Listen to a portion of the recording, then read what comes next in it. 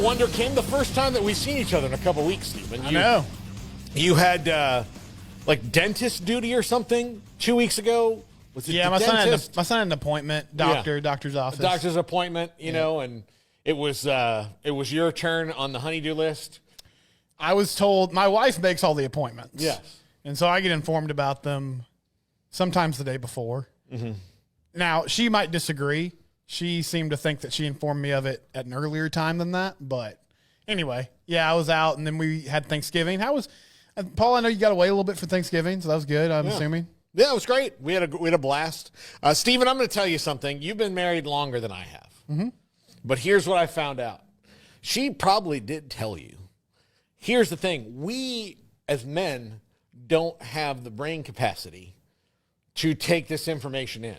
Mm. You basically just need to tell us in a time before, or we need to give you access to our phone calendar. So it says, reminder, little one doctor's appointment, right, Wednesday at 1 o'clock. Do you and Amanda have a shared calendar? Not yet, but it's coming. And we don't either. We made that admission at church recently, and people looked at us like that was a crazy thing. We probably should at this point, but yeah, that would most likely help. But I'm glad to be here, and I feel like I'm at like a congressional hearing or something with this seating set up. Well, here's the thing. When we get the other desk over there fully set up, that's what I intend to have in here is those guys over there asking me questions about things I may have done wrong. Right. And then me saying, I choose not to comment at this time.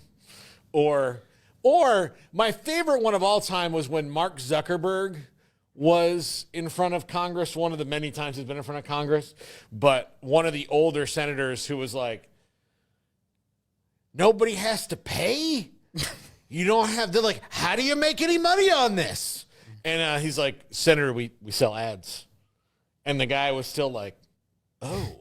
Like, tell me more. But I mean, like, he even had the look in his face of like, how does it work? How do the ads on the internet work? He's just like an ad, like in his brain, he's like, so somebody's got like a picture of a kid's birthday party, and then it's just on the internet of like, this picture brought to you by McDonald's. I'm loving it. Like, no, just. We can get some pretty specific redirects at this point. Yeah, I feel like I'm doing like an ethics and podcasting hearing right now. Yeah. And Jack's going to ask me questions about, I don't really know what the questions would be, but. Do you feel like it's all right just to sit there and speculate like you are? I mean, do you think that's a do safe you honestly thing? feel like that contributes to society in some positive way? I choose not to comment. And here's, I'll tell you, we get some good. There's some good hearings now because of the comedy of it and how dumb people on either side of these questions are, and particularly the politicians who. Like really, we're reading at a lower grade level than they were a generation ago. Our politicians. That's the best I can say. And are you sure?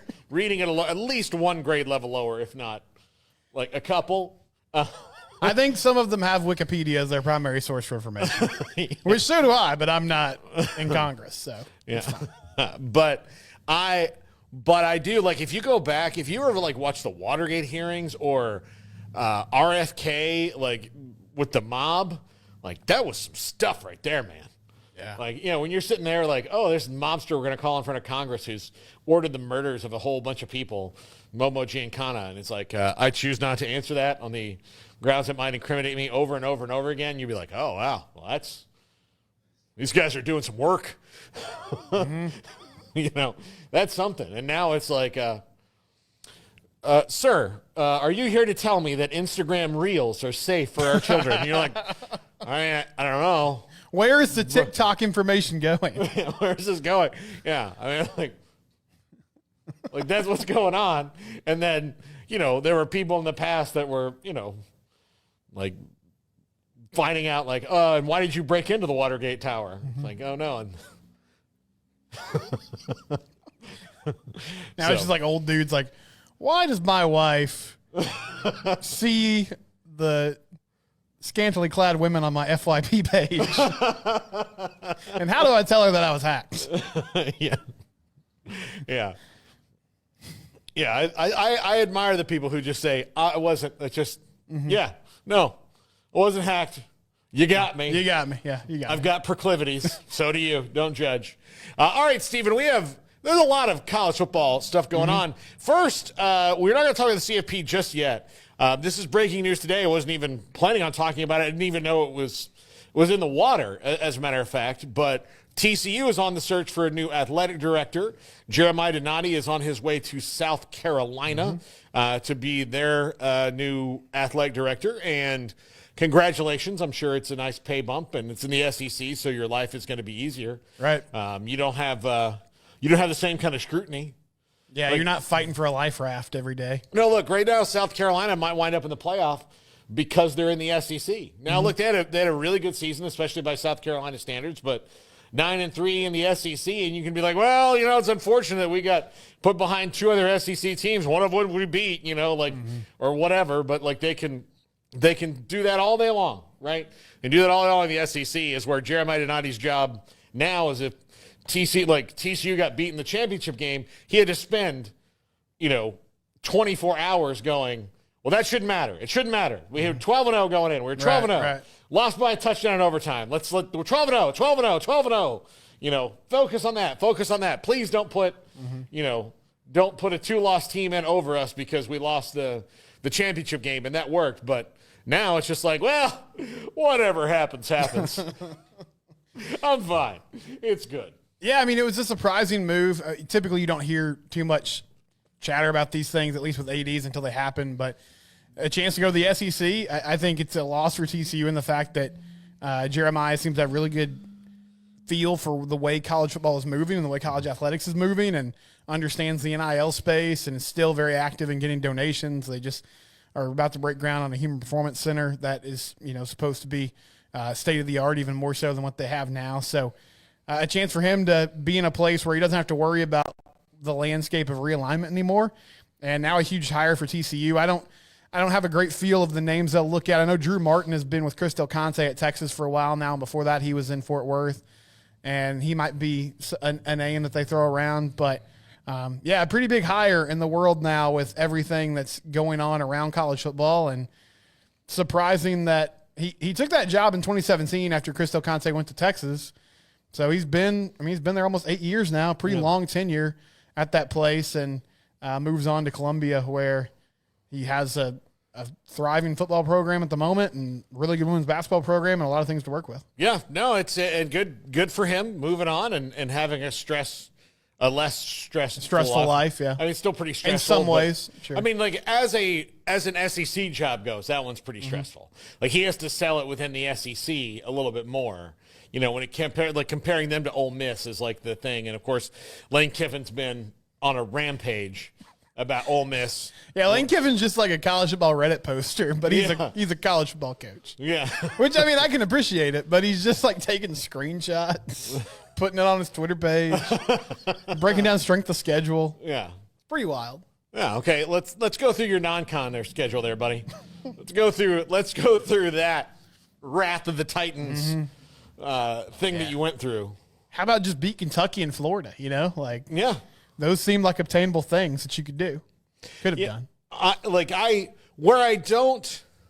get that wins have to matter and losses have, the games have to matter. Where you lose me in this argument about strength of schedule is, Florida's a 7-5 team. Kentucky's 4-8.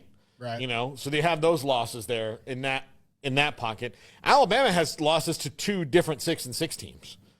And that, putting them in this thing with, you got two losses to 6-6 teams, like that doesn't matter. But, oh, no, our 6-6 is better than somebody else's 8-4. No, it's not really. It's really not. I know that historically perhaps, but, once you're out of the 9-3, 8-4 range, to me, you're all the same level of average for along across the board. Like a 7-5 Big 12 team, a 7-5 ACC team, and a 7-5 Big 10 team, a 7-5 SEC team. That's the same. the only thing that's going to determine those games are matchups that you would play. Right. And the hypothetical stuff has to go, but like that's where we are. We're in the hypothetical season. And we've got are you really telling me that if Ole Miss did this or that, like, yeah, I'm telling you that you don't know that. That's what I'm telling you is you don't know what would happen on any given year. And, when you've had opportunities to play Big 12 teams, Baylor beat Ole Miss in the Sugar Bowl handily, and Gary Bohannon played his way off the roster. Right. Like, he played his way into the portal. I remember telling Jack after that game, I said, I think Gary Bohannon at best played his way into the tight end room. Like, that's what I thought. Say that. What? He did, in fact, say that. Yeah. And then eventually, he has the battle with Shapen. He transfers to USF. Like, he played so poorly in that game, and Baylor still won handily. So there are recent test cases, if you want to go back into history of, this was not Ole Miss is bummed to be in that bowl. They were fired up to be in it. And, yeah, their quarterback, Matt Corral, got hurt, like, right off the bat. But, Luke Altmaier has had a much better career at this point than Gary Bohannon has, and Gary was playing maybe his worst game in a win at Baylor at all. I mean, it was bad. Well, and one thing that we've been saying consistently this year is it feels like the gap has shrunk. It feels like there's not a dominant team. There's not we'll see what happens with Oregon here over the next couple of weeks, but it's feasible that anybody is beatable, and we wouldn't always say that in college football. So I think the record really has to matter more. And why is a BYU behind a 3-loss Alabama? I know Alabama in the past, that cachet and that program, that means a lot, and they had the greatest coach of all time, but that's not the same Crimson Tide. Like, we've seen teams take it to them this year in a way that we hadn't seen in the past. And so this argument about, like, Vegas lines and, the middle of the SEC would destroy the middle of the Big 12. We don't know that. I mean, we can assume that. And I know, like, in BYU's case, the timing of the losses really hurt them. And they also lost to some teams that they shouldn't have, particularly Kansas. But, man, it's remarkable that even in a season, Paul, where it feels like parity is at an all-time high, there's still this kind of golden calf that's being put on the SEC and their teams that, hey, this is still another level of ball that nobody else can really get to aside from maybe a couple teams in the Big Ten. And given what the results we've had this year, it doesn't make any sense to me. I don't understand why or how you can come to that conclusion. It seems like the type of year where you want the 12, teams with the best records that you can find and then let them battle it out, and it might be more random than we've seen in the past. I just think that the record does have to mean something. I know you get into strength of schedule, but I think strength of schedule should come into it maybe after the overall record. Like, when you're, okay, well, we have two teams that, like, we have several teams. Yeah, we have two lost teams or something. We have these teams that all have the same record. Let's compare them now, as opposed to when you've got 9-3 and 10-2. Like, I mean, maybe not a full bonus point for a 9-3 or 10-2 over a 9-3, but, like, something has to be, to me, considered for that, because, and then, like, they're trying to weight strength. Like, they selectively look at what they want to look at, and that, like, Alabama being in the playoff, like, in the picture, I think is what's complicating all of it. And if Alabama was not in this right now, if it was just based on, like, it was, okay, Arizona's 10th, whoever is 11th, and then somebody's 12th, and that 12th person was somebody who was also playing for a conference title, like, say it was Iowa State, then like, okay, well, the Big 12's only getting one team in, but at least they're giving you a shot of here's what's going to happen, and maybe an accurate picture, right? And Iowa State has losses to an 8-4. They lost to Texas Tech, who's 8-4, and they lost to Kansas, and so that's who's 5-7. All right, well, Oklahoma and Vanderbilt are both 6-6, so you feel like I've seen Kansas play enough to where I know that that's a team that's probably better than their record. Yeah, that was a little bit better than the record, and that if you said, okay, well, how would they do against Oklahoma and Vanderbilt? Probably about the same as Bama did. Like, down to it. And, of course, Oklahoma thumped them. Right. And that game wasn't close. No. Wasn't close. It was only close because Oklahoma can't score. I mean, it was more like a 40-15 type of game, but it was just 24-3, which is like that was a lot. Like when they got in, they're like, "Coach, I didn't know we could count that high."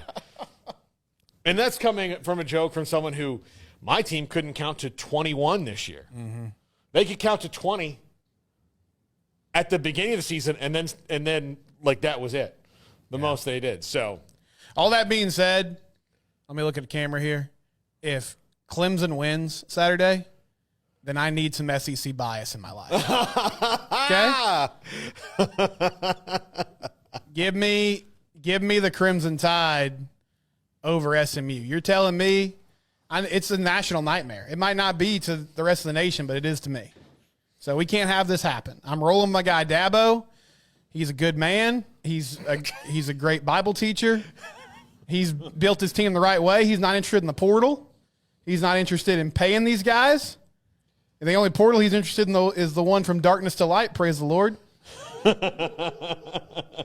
Clemson's got 3 losses. You know who else has been denied 3 times, Paul, or was? Yeah. Yeah. Jesus Cristo. Yeah. You following me? Yeah. I'm telling you, SMU, school that did it the wrong way, and now they're back in it because we're saying the wrong way is the right way. Well, I'm here for some good American family values. Give me the Clemson Tigers to win, and then we get rid of that other team. How are they doing this? I don't understand. Like, you guys were in the playoff, in the 4-team playoff, much more difficult. Good point, Paul. Just a couple years ago. Thank you. But it did take a decade to get there. When you know, joined a power conference, SMU kind of has done it in a year. And that is that the frustration? Not that necessarily they're making it. They never won the American.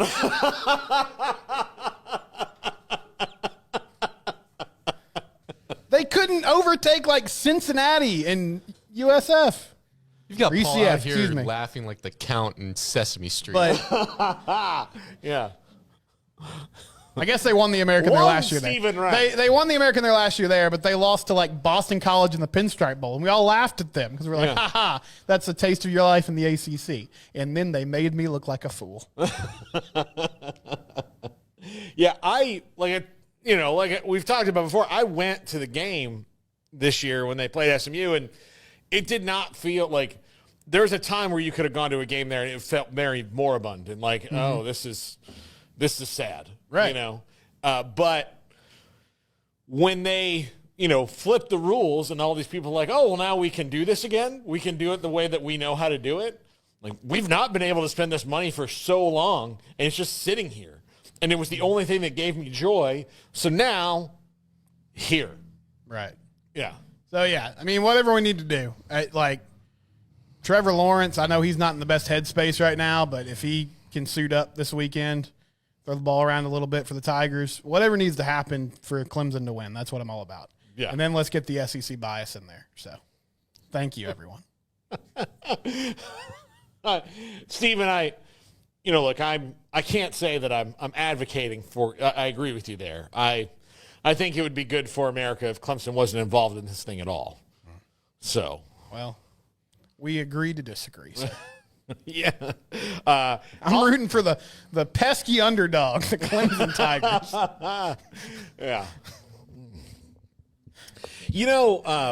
What's funny about Dabo is that he's not completely wrong about the way he builds the roster. No, he's not. He's just a little bit wrong, but that little bit is those 3 games that you're losing. Like, that's the difference.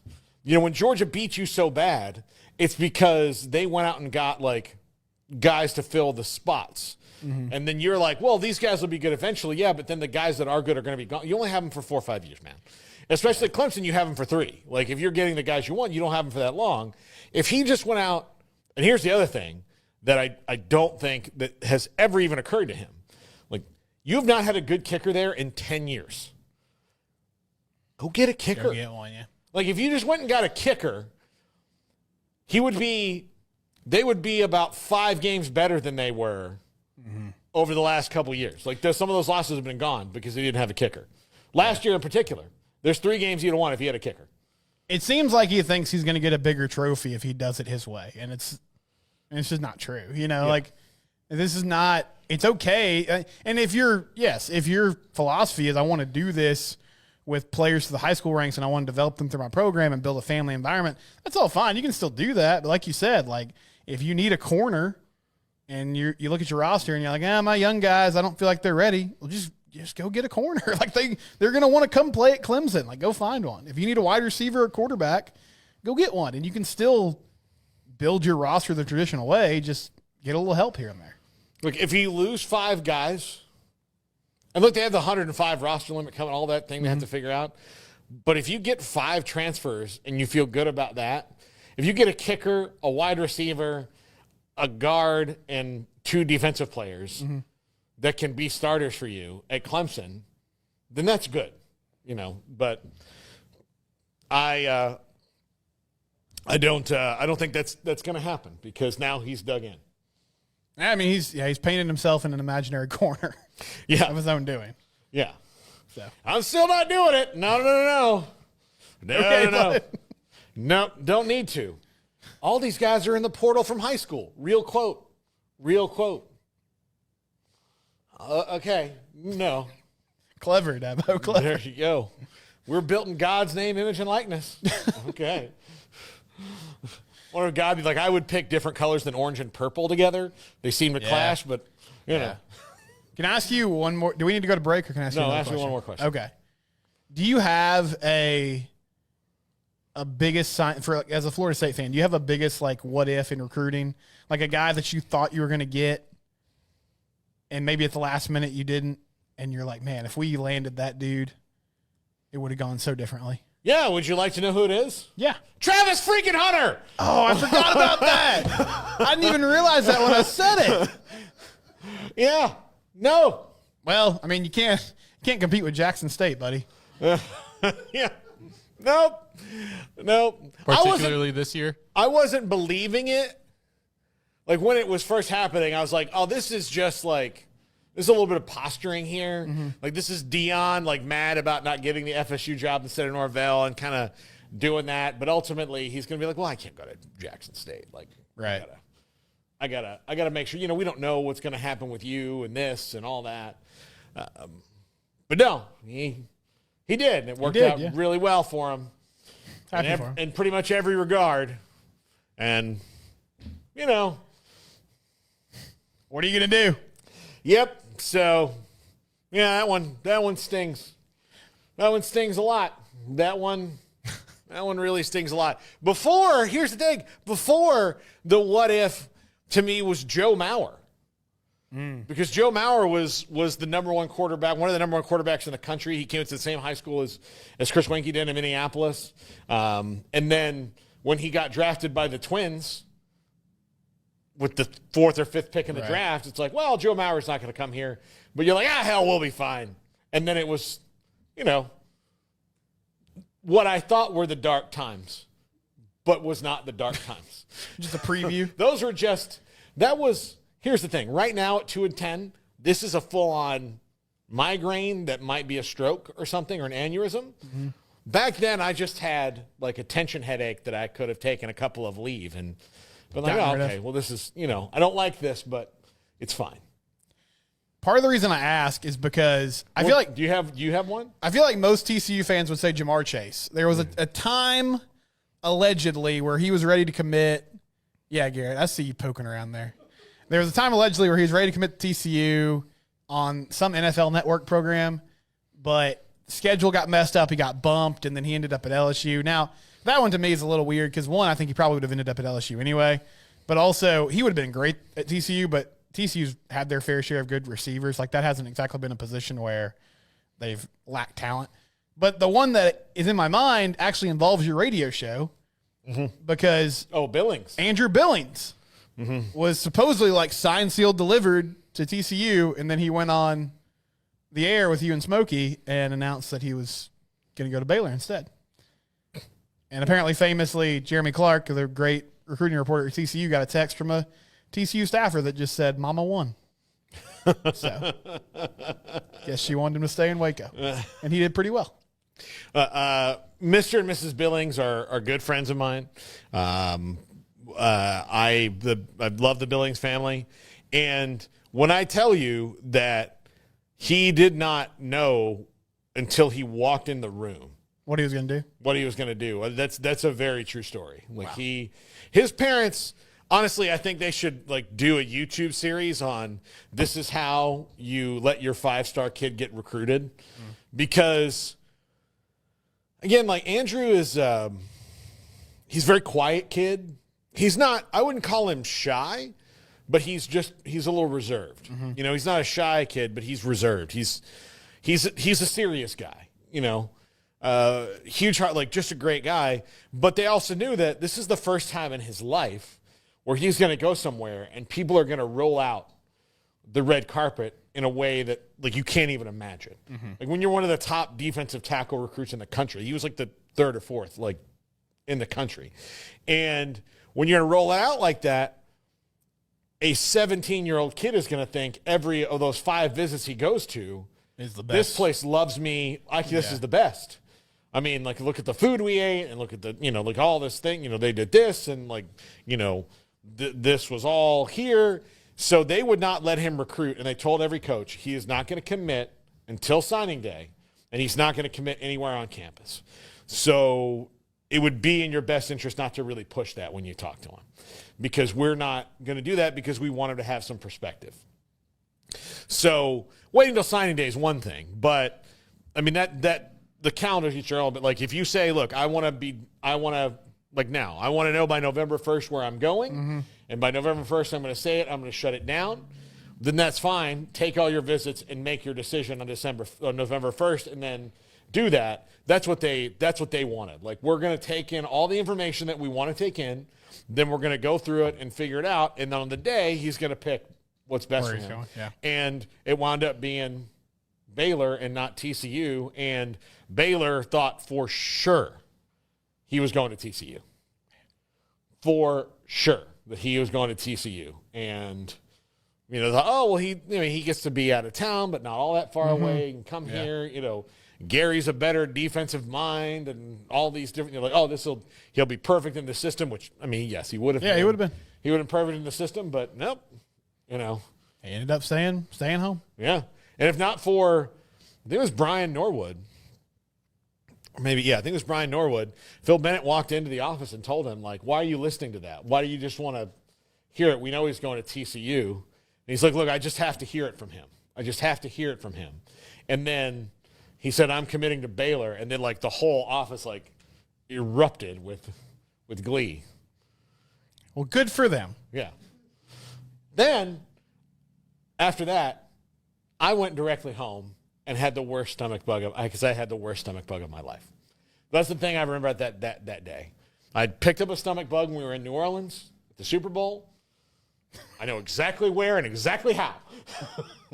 I know. Don't take shots off the street in Bourbon Street, friends. Also from, especially maybe not directly from someone's mouth. That's what I did. Craig, here's Craig. Let me give you Craig's look. Craig, Craig's the person that's seen some things too. Like, oh. Not like a homeschooled kid. Yeah, it was like, oh man. And then I thought, well, that's the dumbest thing that's going to happen. Then we ran into Q, and that was, at least I was 10th on the list. Was that the year he blacked out? Yeah. Yep. Yeah. The power went out, and so did Q. Yeah, the power went out in the Super Bowl. Q didn't know. He didn't know. He's like, where's Janet? Or Beyonce. Where's Beyonce? He woke up. Beyonce. We watched her. You were all excited about it. No. That didn't happen. But yeah, no, I was really sick. Smokey was so locked in on Billings all day long, he couldn't think about anything else. So the whole day I was like throwing out, I was like, it was, one of those. It was 2 ways, all day long, just sick as a dog. But it's signing day. I had to be there. I had no color in my skin. And so Billings gets done, and Butch turns to me and goes, damn, Chop, you look like shit. And I said, yeah, I feel like that. And then Smokey goes, oh, man, like you have no color in your face. I was like, yeah, I've been throwing up all day. He goes, have you? I'm like, the bathroom is right next to our office. How did you not hear me like rah all day long? Yeah, like that's how I did in the trash can 10 minutes ago. like, yeah, you notice like the beads of sweat falling off me, and like my shirt's like I'm disheveled. I don't feel good. I'm like the whole time Andrew's talking, I'm like, just say, stop asking him questions, or you just let him say what he's going to say. I don't know if this interview goes 10 minutes. I don't think it might, yeah. I'm going to have to knock exit. I'm going to have to knock this guy out of the way, and I don't think I can do that because I am not the number one defensive tackle in Texas. I'm not the state record powerlifting holder. I don't have that distinction.